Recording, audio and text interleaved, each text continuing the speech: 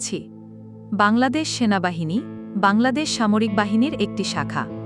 এই বাহিনী বাংলাদেশের স্বাধীনতা যুদ্ধের পরে ১৯৭১ খ্রিস্টাব্দের ২৬শে ডিসেম্বর পাকিস্তানি সেনাবাহিনীর বাঙালি সেনা ও মুক্তিবাহিনীর সদস্যদের নিয়ে গঠিত হয়।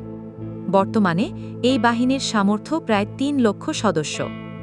ভারতীয় উপমহাদেশের অন্যান্য সেনাবাহিনীর মতো ব্রিটিশ সেনাবাহিনীর আদলে গঠিত হয়েছে এই বাহিনী।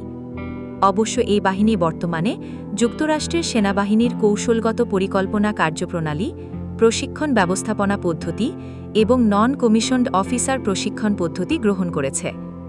এটি গোলন্দাজ, সাঞ্জোয়া ও পদতিক বাহিনী দ্বারা সজ্জিত। অধিকন্ত এই বাহিনী শান্তিরক্ষী বাহিনী হিসাবে তার সামর্থ্য উন্নত করতে উৎসাহী এবং সেই লক্ষ্যে মার্কিন বাহিনীর সাথে একযোগে কাজ করছে। বাংলাদেশ সেনাবাহিনী ১৯৭১ খ্রিস্টাব্দে বাংলাদেশের স্বাধীনতা যুদ্ধ চলাকালে প্রতিষ্ঠিত হয়। প্রাথমিকভাবে ইস্ট বেঙ্গল রেজিমেন্টের বাঙালি সৈন্য ও অফিসার এবং পাকিস্তান সেনাবাহিনীর অন্যান্য অংশ থেকে যারা স্বাধীনতা যুদ্ধে যোগ দিয়েছিলেন তাদের সমন্বয়ে মুক্তিবাহিনী গঠিত হয়। ১১ এপ্রিল ১৯৭১ বাংলাদেশের প্রথম প্রধানমন্ত্রী অস্থায়ী তাজউদ্দিন আহমদ স্বাধীন বাংলা বেতার কেন্দ্রে ভাষণ দেন। ওই ভাষণে তিনি বাংলাদেশ সেনাবাহিনীর অবকাঠামো গঠনের কথা উল্লেখ করে এম.এ.জি. ওসমানীকে বাংলাদেশ সেনাবাহিনীর প্রধান সেনাপতি হিসাবে ঘোষণা দেন। উল্লেখ্য যে ১০ এপ্রিল স্বাধীনতার ঘোষণাপত্র জারি ও সরকার গঠন করা হয় এবং পরবর্তীকালে ১৭ এপ্রিল মুজিবনগরে গণপ্রজাতন্ত্রী বাংলাদেশ সরকার শপথ গ্রহণ করে। ১৯৭১ খ্রিস্টাব্দের ১৭ এপ্রিল গঠিত হয় মুজিবনগর সরকার। ওসমানীকে করা হয় মুক্তিবাহিনীর সর্বাধিনায়ক। ওসমানীর নির্দেশনা অনুযায়ী সমগ্র বাংলাদেশকে ১১টি সেক্টরে ভাগ করা হয়। প্রতিটি সেক্টরের সেক্টর কমান্ডার হিসাবে একজন সেনাবাহিনীর অফিসারকে নিয়োগ দেয়া হয়।